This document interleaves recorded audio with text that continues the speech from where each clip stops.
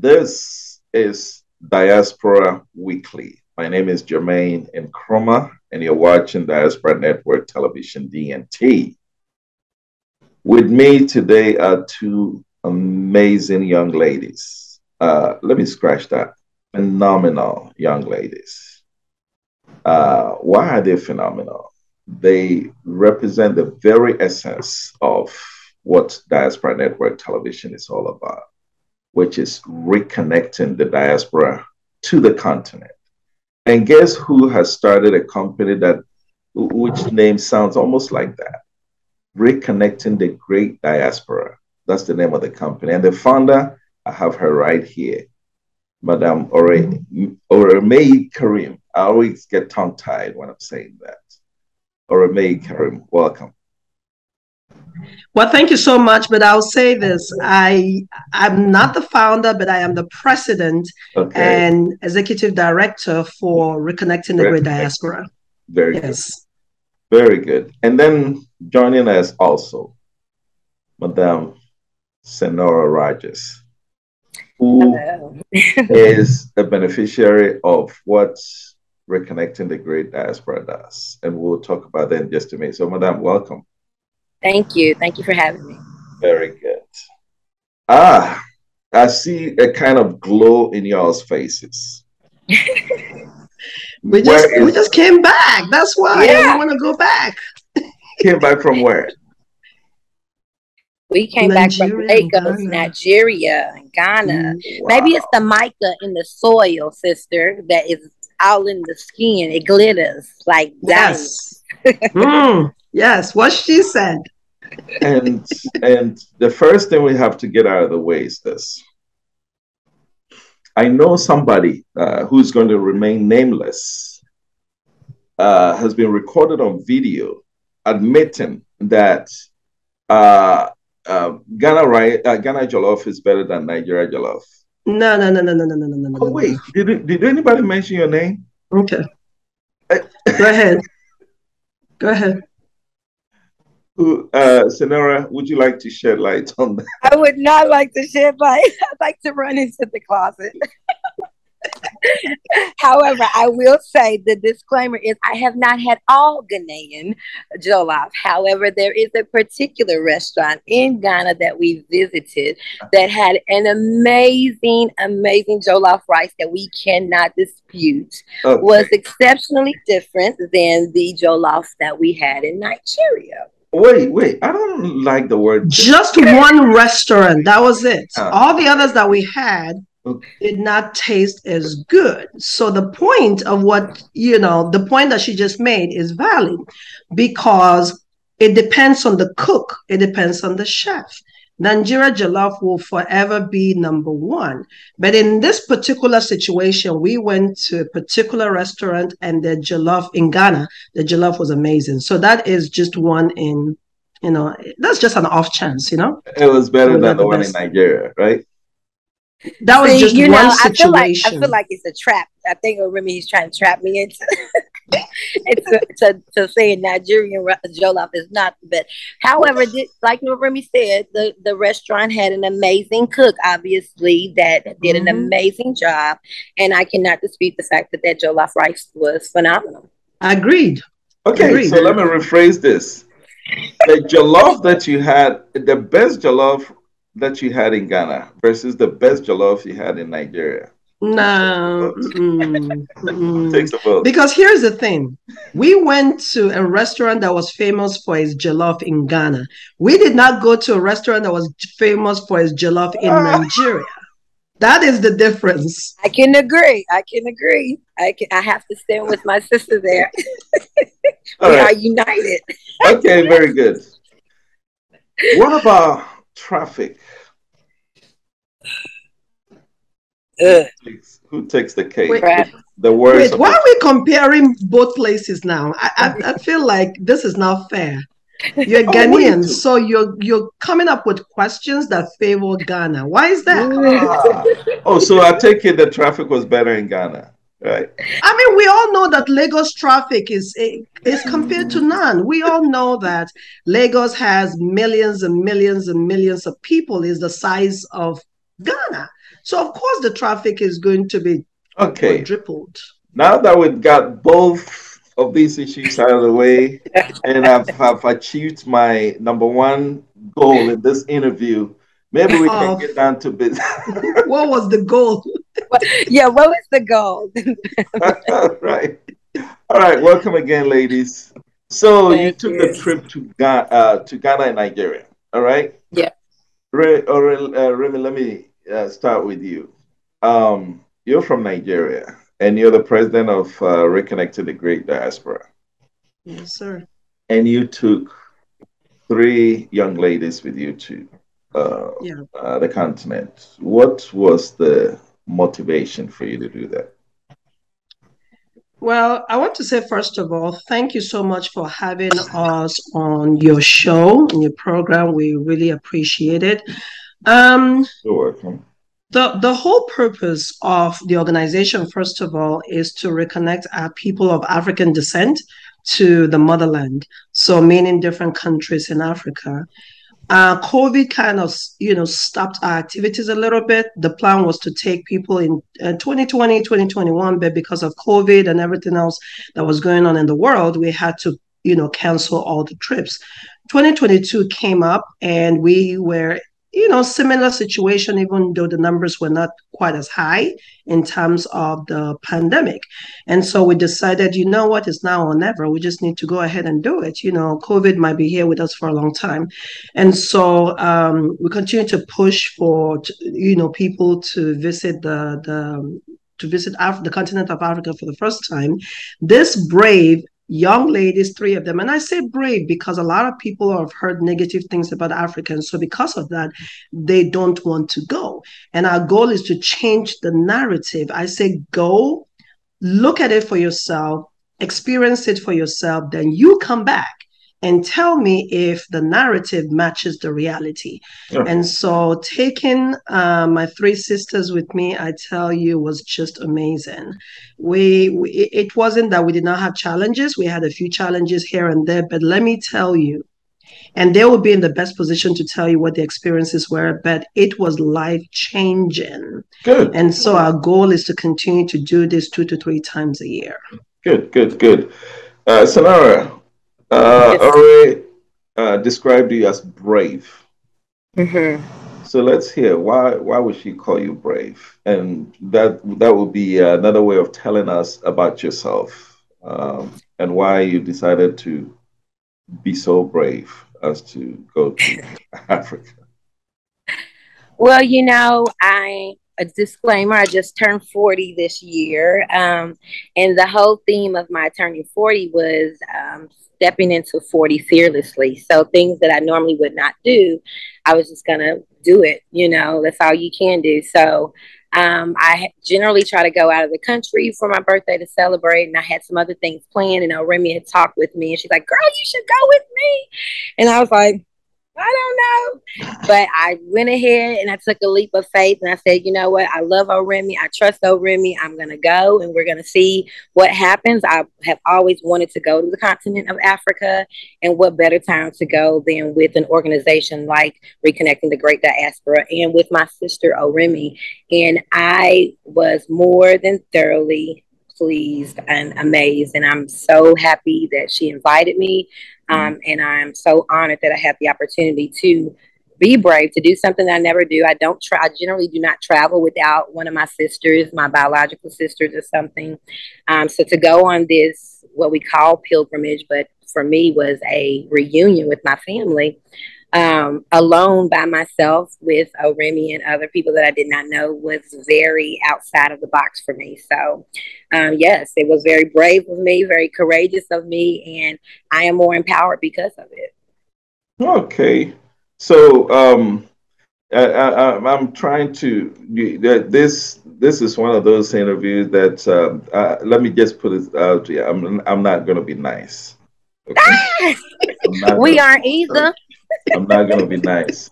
Remy just described you as brave, but then you say that, well, had it not be going to Africa with somebody you trust, that would be a challenge. That's not brave to me. Well, I think it's brave for me because it's a matter of perspective, and I have to own that for me. So Okay. what I do know is that I would not have done that in the past, Okay. right? So because I chose to make a decision to do something that was completely outside of the box for me, my awareness of self is that it was a moment of bravery and courageousness to step outside of the norm for me. Okay. Agreed. Yeah, Ronnie, you've done this trip in the past with a group? So the trip that we've done was with the board, myself. We went to Yes. go put things in place. But in terms of a group, this is the first one. Okay. And I know, sisters, 4 ladies traveling in Africa, it takes on a whole new meaning. Would it have been the same if it was a group of guys and girls? Well, let's just say that this trip with all women, 4 different personalities and everything, probably different expectations, will help to plan for the next trips. So on the next one, I'm pretty sure there will be a diverse, group of people, men, women, young people, older people on the next trip. So we're prepared. We're ready. Okay. I'm staying with you on this. The group that your group, that Reconnecting the Great Diaspora.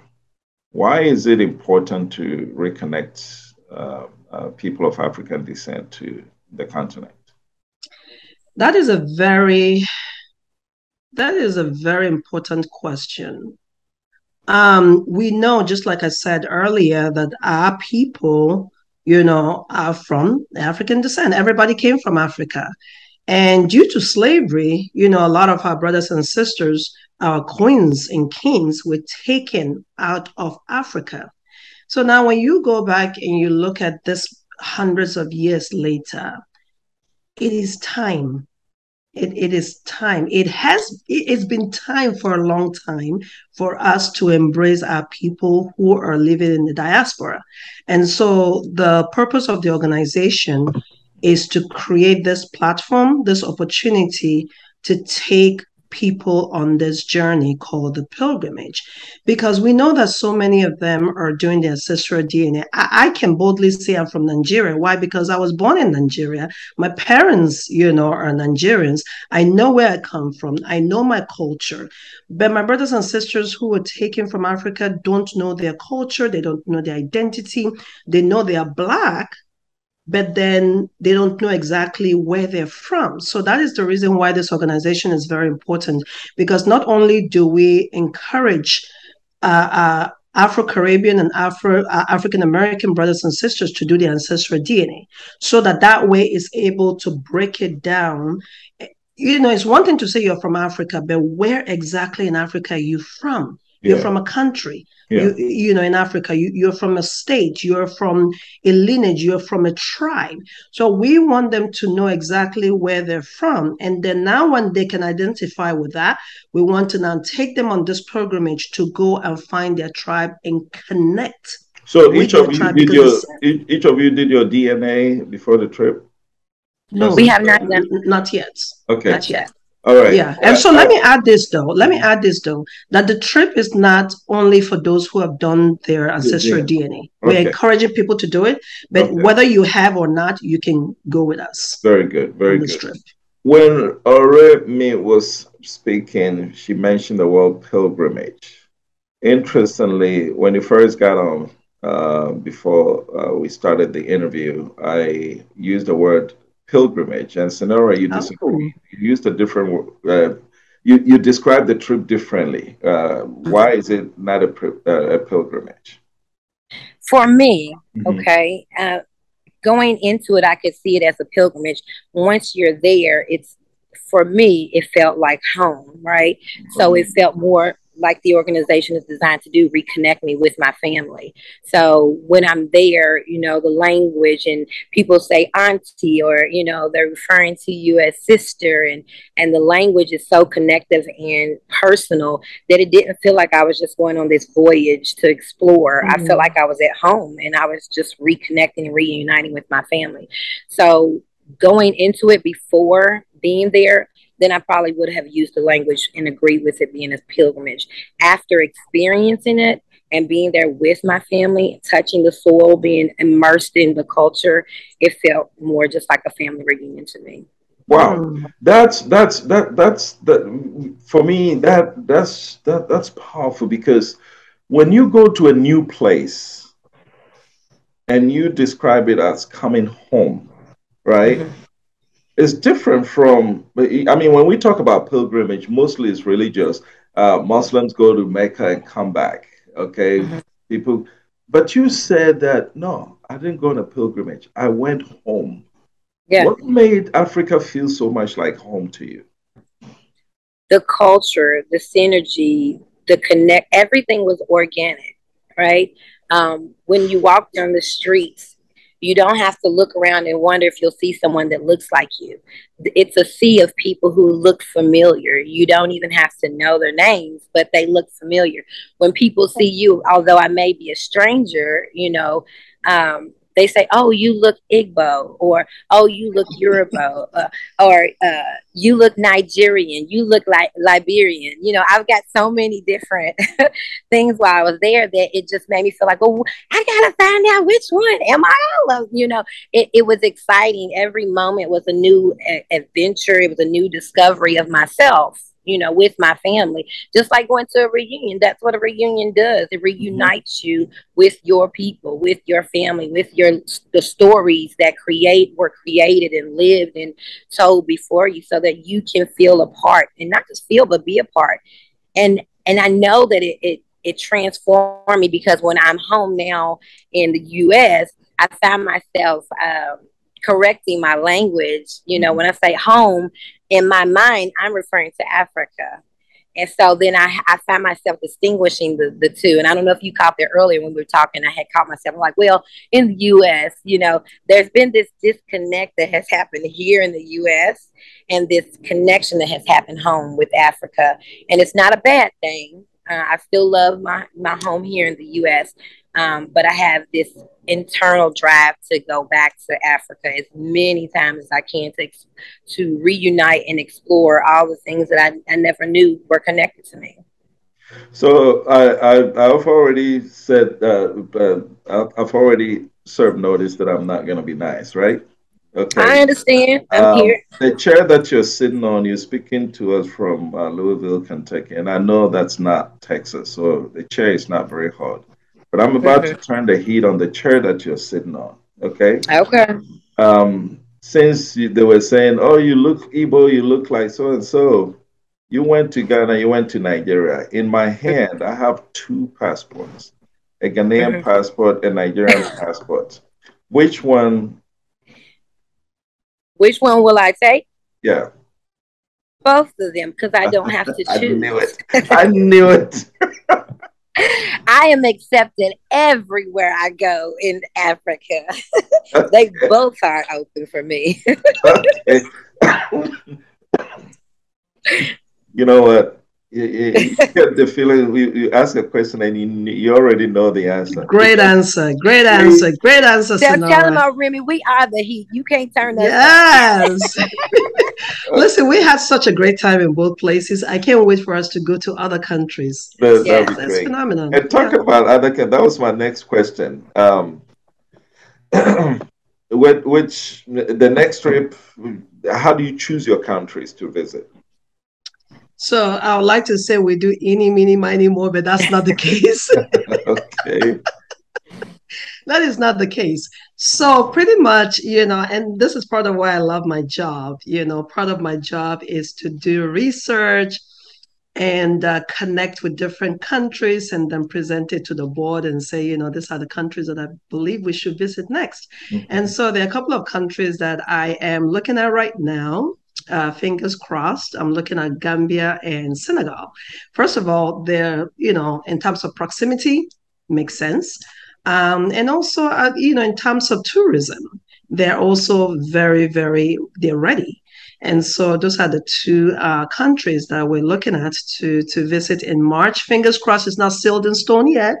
So we will make a formal announcement probably in the next coming month.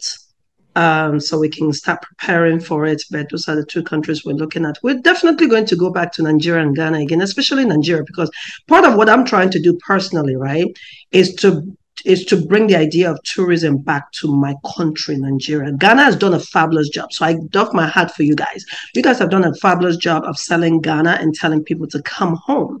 So for my country, Nigeria, I want to be at the forefront of that as well, to direct traffic to Nigeria, because people have only heard negative things about my country. Then when they step foot, they're like, whoa. Yeah. So I want to be able to do that.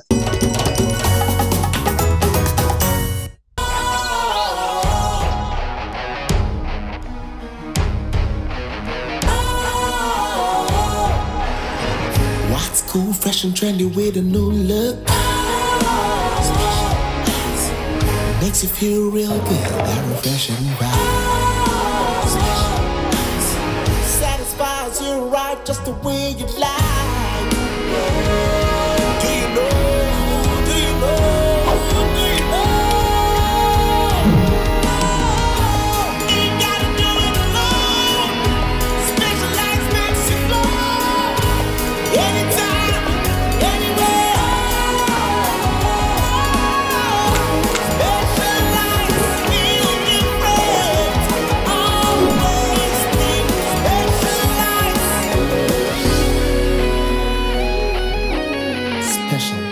Natural mineral water. Feel different. Think special. This advertisement has been vetted and approved by the FDA.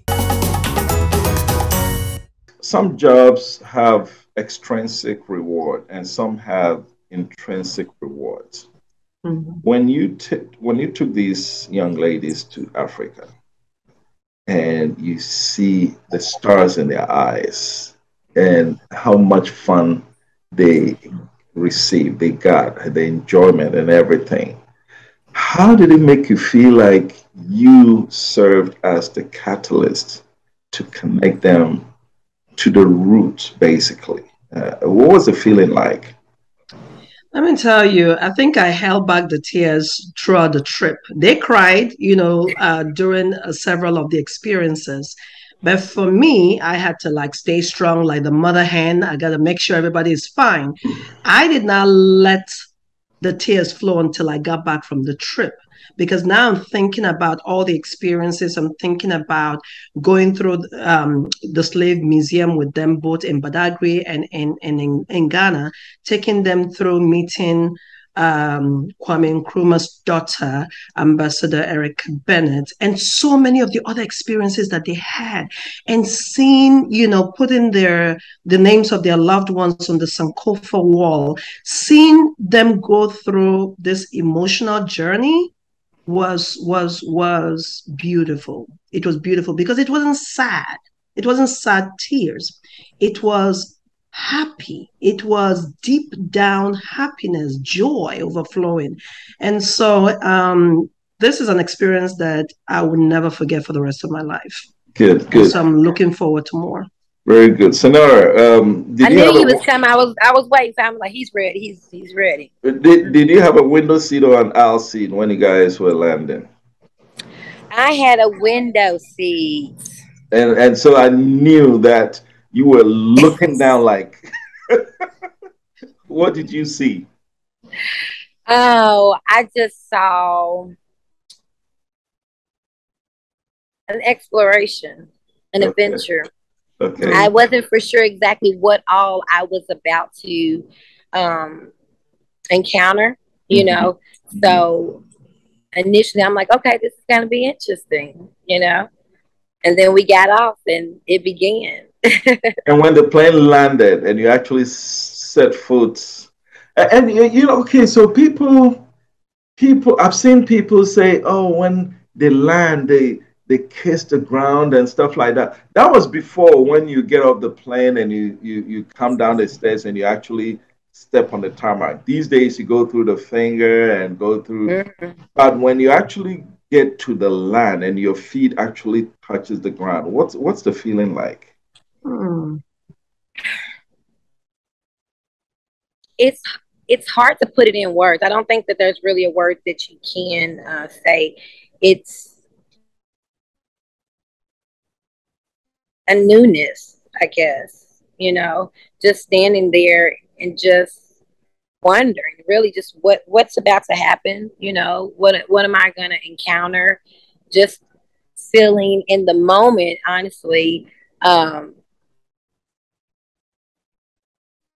like just being born, I guess, so to speak. You're entering into the world, and in this sense, I'm entering into the continent of Africa, and I have no clue really what I'm really going to walk into. I have the ideas and the narratives. I have my sister. I have all these things to kind of give me some context, but I really don't know.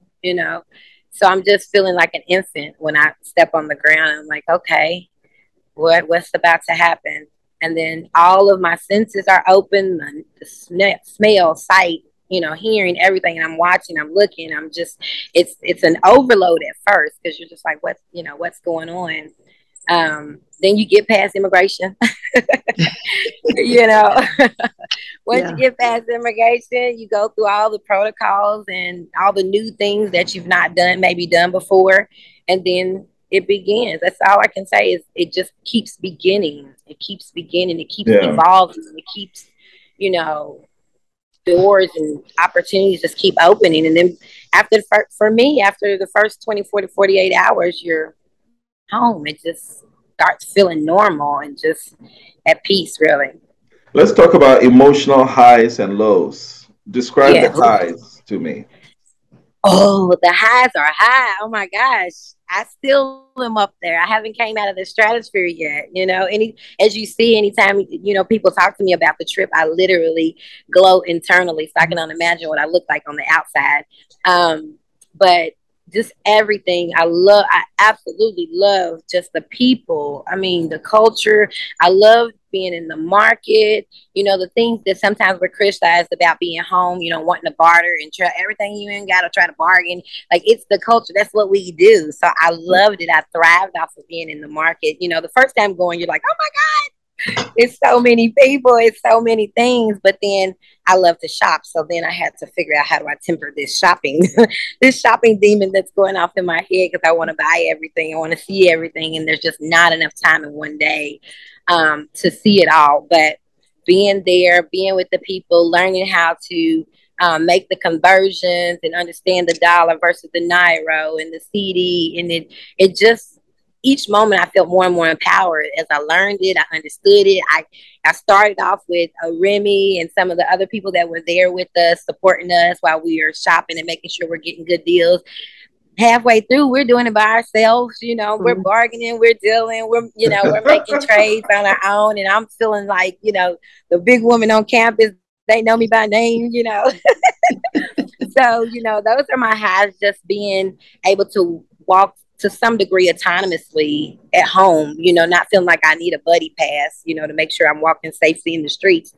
But the transition happened so smoothly and organically that it didn't feel like I was a stranger long. I just was home, and I learned the ways of our culture. And because it's the same at home, we just feel like strangers at home here. Okay, very good.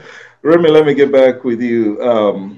In your situation now, you're taking folks who live in America, of course, the glitz and everything, good streets, and the tap is always flowing, light is always on. When you're taking a group of people who are used to that kind of level of comfort, right? And you're taking them to connect them to Africa, where there's going to be a drop in those kinds of comforts. What concerns did you have? Were there times when you say, "Oh God, I wish they don't see this," things like that? So actually, no, I never had those feelings, and let me tell you why. Africa has its glitz and glamour as well. Yes, are there places in Africa that are not well developed? The streets are not developed and it's dirty. Yes. Are there places in America that have exactly the same thing? Yes. And so for me, that was not a concern because whatever you find in Africa, you can find in America. You can find homeless people here. You can find people who are begging back home. And so it was about the same experience for me. And because we stayed in hotels, the light was constant.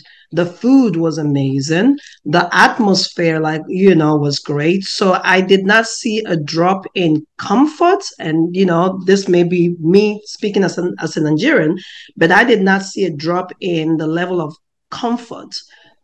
Because whatever it is that you can find in Africa, you can find in America as well. And I think so we're used to seeing all of that. Now, when we first went to the market, like Sonara said, it was overload at first because we went to Oshodi Market, then we went to Balogun. It's huge. You've got merchants everywhere. You've got people everywhere. You got stuff everywhere. And so in America, you traditionally go to the malls, right? Mm-hmm. We have malls back home, but I didn't take them to the malls because what they needed to purchase was in the market. Yeah. And so that was probably the only time that I felt like, oh my God, they're probably overwhelmed by now because there's a difference in the shopping experience. But after the first time, the first time was a bit rough. But afterwards, they're like, when are we going to the market again? I want to buy this. I want to buy this. I want to buy that. So for them, it was so easy for them to adapt to the way things are done back home. I was impressed. I was really impressed. They adapted very quickly. They enjoyed the experience after the first shock the first time. That's interesting because, see, I've haven't done this interaction a lot of times. It seems like, and I'm staying with you, Remy, on this. It seemed like those of us who were born and raised on the continent, who have come to live here in America or other places in the world, when we go back, you have some of us who adopt the nose in the air attitude. Oh God, this and this. Isn't that ironic that you're just describing folks who should have that kind of attitude, but rather didn't? Does that surprise you? Not really. So now going back to the point you made, I think some of us, myself not included, because when I go home, I don't have my nose in the air. This is how I grew up. This is where I grew up. This is what I'm used to. I think those who do that is complex. And I'm just going to leave it at that. Because if you understand the system, if this is how you grew up, now just because you ended up in America or go to Europe, you come back to your own home country and you feel like, oh no, I can stay here anymore. I think there's a problem with that. There's a problem with that. It's either you're part of the problem or you're part of the solution or the change. If there is something that you feel is not up to par in your country, go back and try to fix it. Yeah. Instead of making it look like you're living in hell. That's just my take anyway. So you will never see me do that. Very good. Very good. And Sonara, I asked you previously about emotional highs and lows, and it was all highs. I'm sure there were some lows. How did you remember to come back to that question? And I knew that he would, because as a therapist, we don't miss nothing either. So it's interesting that you say that. But the way that I live my life, I don't see things as lows. I see them as opportunities. So I wouldn't say that anything was a low. There were some cultural differences, as we noted, as far as what advantages or opportunities that we have here in America. I guess we coined it the glitz and glam. But if you're going to Africa with the mindset to reconnect, then there's not this huge disconnect in those differences, right? I say that from the perspective of, I noticed one thing, there's not a big thing about washcloths, like face cloths, right? So that was something getting used to, but that was something that we quickly noticed. So then we started adjusting, right? So it's not a low. It's just that anywhere you go, whether it's Africa, Asia, wherever, there are going to be cultural differences. And if you're going into those situations with the right mindset, then that shift that has to happen can happen organically and quickly. So there are no lows. So not even the slave dungeons was an emotional low? Yes, but the question was, what were the lows? Now, if we're talking specifically about the emotional piece of it, there was not a low for me. It was an understanding, an immersion of what was going on. To be in the slave sales, literally the stench was still there over hundreds of years. It was still there. You could feel the whispers and the conversations of our ancestors just in the way the wind blew, right? um that was not a low for me, it was an awakening for me. So it's still a high, right? It was a moment for me to sit down, slow down time, to actually go back in time and to experience, to a small measure, and I mean a very small measure, what our ancestors experienced, and I mean that a small, because we cannot even fathom, Yeah, unless you yeah. lived it. I mean, the reason we're gonna stay on the dungeons a little bit. I mean, you live in America, and we if you're in America, you're not new to racism, right? Mhm. So racism in America gives you a certain perception about the perpetrators of racism in this, AKA white people. Okay, did your experience in the slave dungeons augment, or shall I say, change that perception that you have about white people to the extent? I mean, you know what they do now in America, but to think back and see what they did then, was there any change in how you view them? No, the views are still the same, and it's not isolated to just white people. It's specific to anyone who is willing to exploit anyone or any Okay. culture of people. So I won't go as far to say, oh, white people did this, or what, anybody. Yes, and yes, we do know that white people, perpetrated a lot of that exploitation. It's unfortunate that we didn't, as a people at that time, had the knowledge and awareness of what was being done. But that's what exploitation is. It sees a vulnerability and it takes advantage of it. Hmm. So, Well, you know. Ore, it looks like you did an outstanding job. So, what's your selling point? How do you convince people to come? The good thing about this organization and its mission is that, I don't have to convince people, it sells itself. You know, um, just know for a fact that when you come with us on this journey, whether you want to call it a pilgrimage, tourism, whatever, reconnecting, when you come with us, you're coming with an expert, which is myself. I have Yeah. spent a lot of years really putting this together with the board and putting a great solid plan in place. So you're coming to experience what you cannot even begin to comprehend. Let's put it that way. You're coming with us on a journey to not only identify in your heritage, your rich cultural heritage, but also to help with your identity. There are other organizations doing similar, not the same, similar, but there is no organization like ours. And there are no people like us. And so when you come on this journey, I can tell you, yeah, we go through the business of, we expose you to the business opportunities, we expose you to, people of influence that you need to know.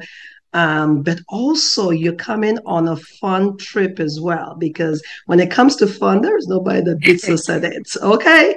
And so not only are you coming to experience what the continent of Africa has to offer you, but you're also going to be partnering with an organization and with a group of people that will take you on a journey. And eventually, if and when you decide to do ancestral DNA, we go to advocate for citizenship for you to that country. So I want to tell anybody and everybody out there who are listening to the sound of my voice, do not miss the next trip, Okay. because we are about to do a lot more than what we even did on this trip. Do not miss it. When we send out the information, contact me. I'll show you the way on how you can go about it. I know it's not cheap, it's affordable, but I know that most people are not able to just come up with that type of money. So we'll show you how you can save money towards the trip. But whatever you do not miss the next strip. Good. Otherwise, you're going to be scrolling on social media and you'll be upset. Just looking at all of that and be mad. Like, I wish I had gone on this trip. So I'm telling you now, prepare. Yeah.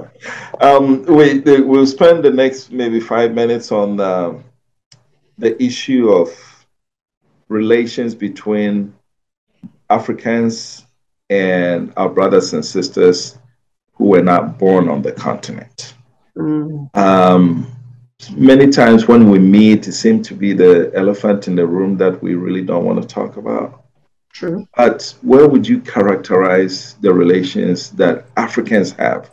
And I'm not going to put you in South America or all those places where we also have brothers and sisters, or the Caribbean, because you probably haven't, well, you've been in St. Martin, but looking at brothers and sisters born, in the United States, all right?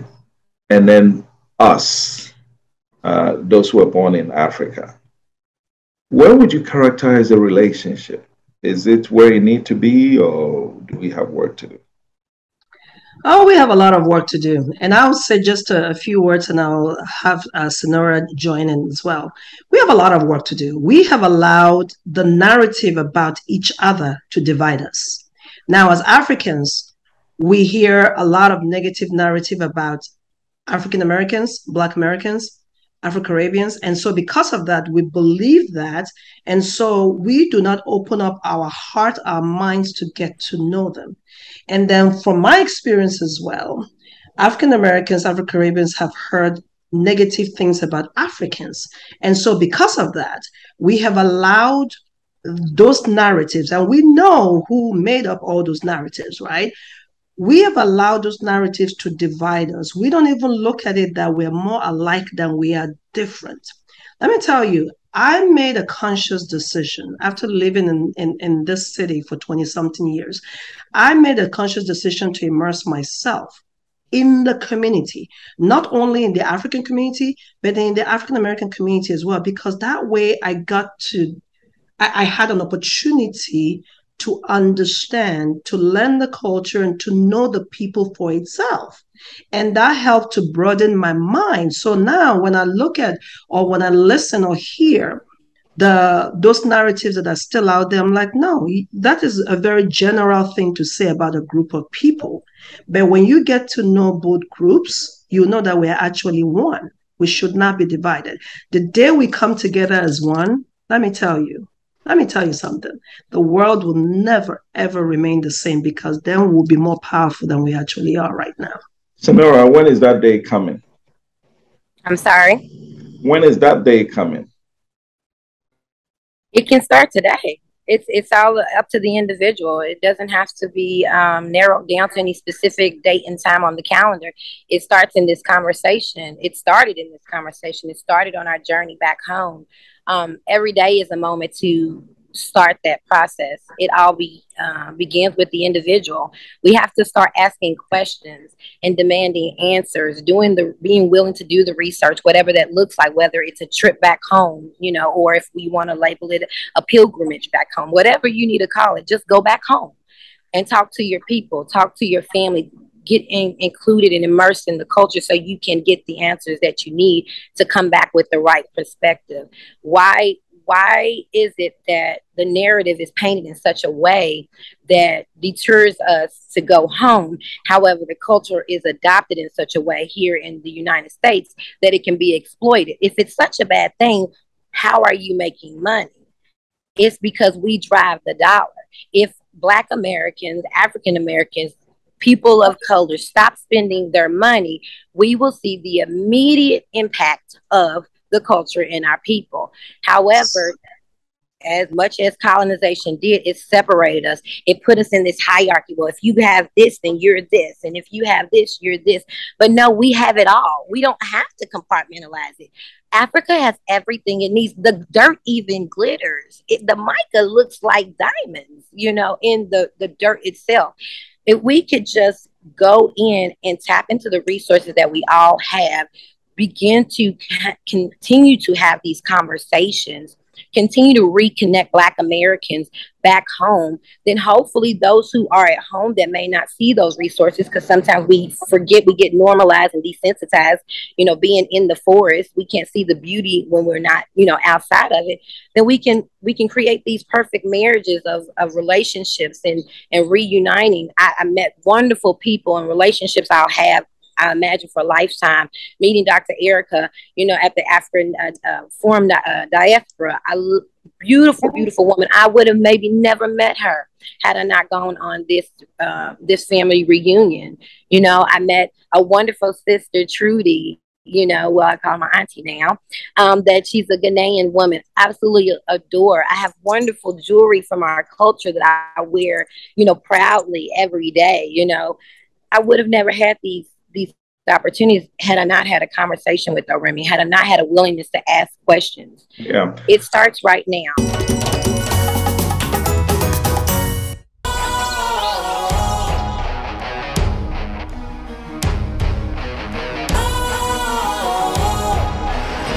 What's cool, fresh and trendy with a new look? Makes you feel real good, that refreshing vibe. Satisfies you right just the way you like. Do you know? Do you know? Do you know? Ain't gotta do it alone. Specialized makes you flow. Anytime, anywhere. Specialized, feel different. Always think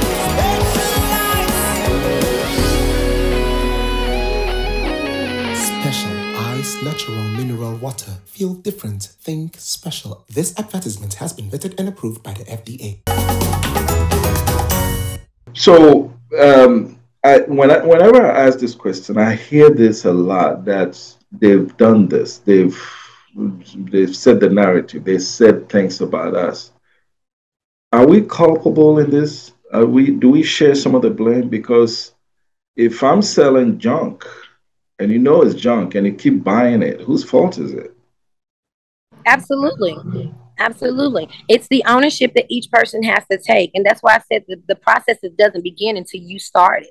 Each individual has to make a choice that they want to change the narrative. How do you change the narrative? You ask questions, you go find out, which is what my sister Remy said. You have to go and find out for yourself, or you can choose to believe the story that other people tell you. But then you cannot blame anyone but yourself. Interesting. All right. So, Remy, do we have a role to play in this? Because you said that divided us, and I mean, I guess I have a problem with. I've never felt a victim. I'm uncomfortable in that space. So I truly believe that we as Africans we know enough. We have enough skills to now control the narrative. What is keeping us from doing that? So let me just, before I answer your question, I'll throw a question at you. I'll put you in a hot seat as well. My seat is already hot. I'm speaking with you. What are you talking about? What are some of the narratives that you've heard about the Black community? Very good question. And this is something that I deal with all the time. Okay, as you said earlier, we Africans, we come here. We get on a plane to come here from greener pastures. All right. And when we get here, first thing, these African Americans, they're this, they're that. And my thing is that there's several things wrong with it. One of which is when I first came here, my first job was delivering pizzas. I would never deliver pizza in Africa, okay? Because that's my comfort zone. That's what I wouldn't want my friends to see me deliver pizzas. But when I came here, I had to do that to survive. All right. And so that survival instincts get your adrenaline pumping much faster than someone who's in his or her comfort zone. That's one. And so if you, by the same token, if you take the African American who you you have all these things to say. If you put him or her in, say, China or Sweden, where they have to survive, you see that their adrenaline is pumping much faster than how it was when they were in their comfort zone. So that's one. But for me, from a conscience standpoint, how do you get on a plane to come over here to enjoy the fruits of the labor of the very people that you're now talking bad about? Because if they hadn't put down their blood to secure freedom for those enslaved people, you wouldn't be here. I don't think I would have gotten on a plane to come here during the slavery time to be enslaved. I wouldn't have done that. So if they have gone through all this to pave the way for me to come and enjoy, is that the best way to thank them?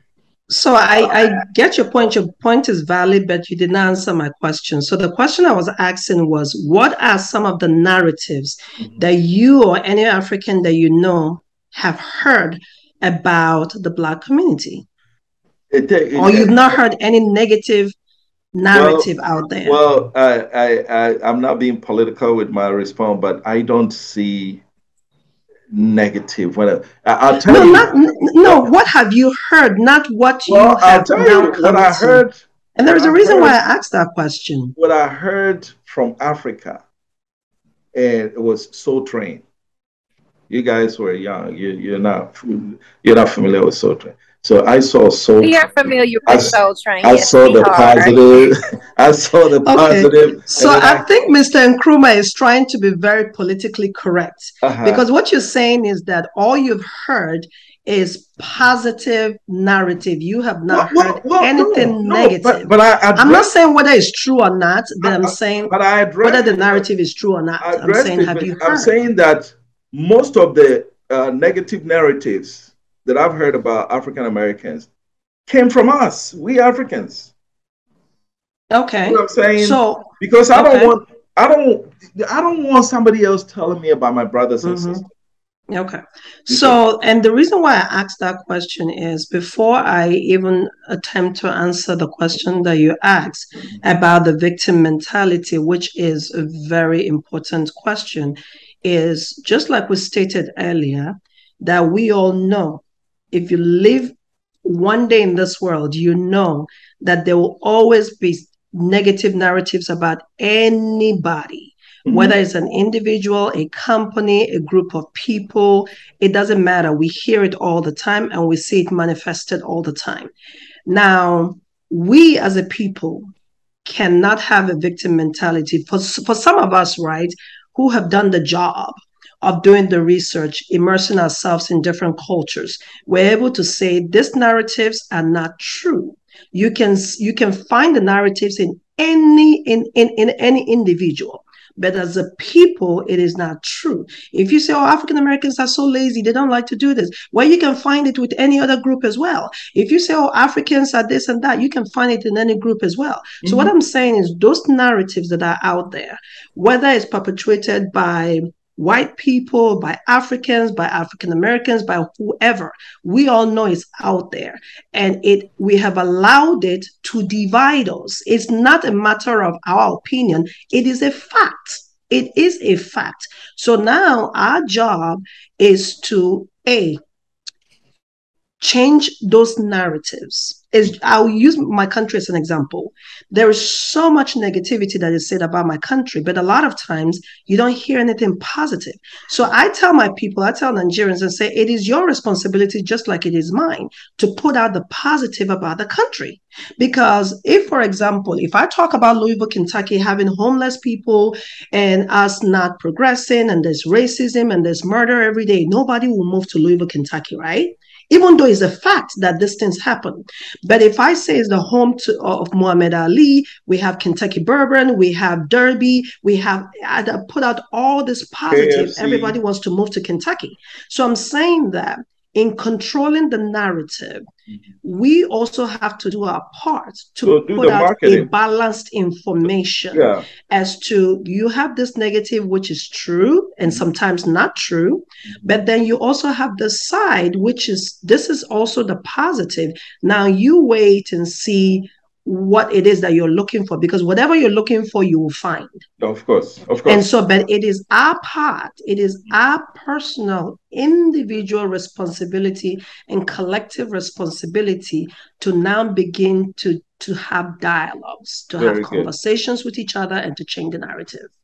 Very good. And that's what brings me to Senora on this. It's still a part of it, because the reason why I'm staying on this is very, very important to me. When two groups, we're talking about two groups, even though we're a family, right? We'll come here and say, oh, racism is not an excuse, right? Mm-hmm. The same person who's telling you that racism is not an excuse, when you live it every day till today, 2022, you still live it. The same person that's telling you racism is not an excuse will turn around and say, oh, Africa, we're this and that because of colonization. Well, the white man's been gone for 6 decades now.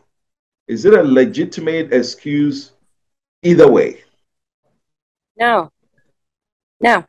You have to take personal inventory and responsibility. Just like Remy said, regardless, what's going on, there's the truth, that's someone else's truth, and somewhere in the middle lies, the truth, right?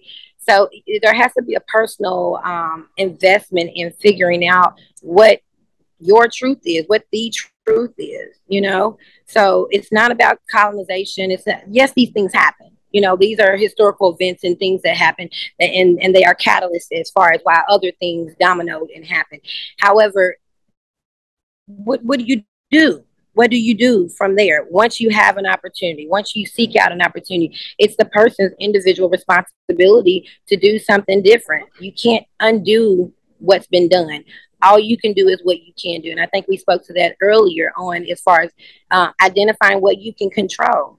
I can't go back and rewrite history. I can't go back and unslave our people. I can't go back and change colonization. But what I can say is that because these things happen, and it no longer works for me. It never works for me, right? So what do I do to change it? What do I do to change those outcomes? What do I do to, rebuild the community, my country, my people, my family? You have to take a personal investment in changing the narrative, changing your lives, changing your story, whatever it is. That's the only thing we can do, is what we can do. Very good. Well, I'll tell you what, you ladies have been, I guess I used the word phenomenal to begin. I'm going to repeat that. This has been great. But in our final moments, let me give you a scenario, stay with you. What would you tell your friends? Or what are you telling your friends about your experience that you want to share with them? As your last word, look in the camera and talk to your fellow brothers and sisters about why they need to go. Why do you need to go? Because it's home. You have to go because it's home. You have to go back. You cannot begin to understand where you're going until you understand where you came from. You must reconnect with the origins of your existence. You must reconnect with your heritage, with your history, so that you can have that complete picture that we're talking about. Right now, as Americans, as people, as a culture, we have fragmented pieces of stories that people have told us, along with the ones that we've experienced in our own lives. So in order to have that full picture, we have to go back and collect those pieces of the puzzle so that we can see the whole view of it. And then and only then can we truly have a clear understanding of how to move forward. So go home so that you can continue to move forward in your life. Very good. Thank you. And Remy, your final word, how do people get to know you, about you? Do you have a website? Do you have a phone? How do people get to know about your program? You said they already talking. Yeah. Please go to www.thergd.org, drgd.org. Go to the website, learn more about who we are and what we do, and connect with us. And on my personal page, sorry about that. On my personal page is OREMEYI. KAREEM. Go to our social media at the RGD on Facebook and on Instagram. Connect with us. You want to learn about this and you want to go on this trip, connect with us. And I just want to say real briefly, if there's any company organization out there that would like to partner with us, come on board. We're looking to raise funds so that people who want to go will be able to subsidize for them to go, and also for their ancestral DNA so they can take it as well for those who are not able to afford it. So connect with us. We want partners. We want funding. We want government support. And thank you so much for granting us this opportunity for the interview. You're welcome. And ladies, we have to bring it to an end. And I tell you, sometimes when someone is being real, you can tell. When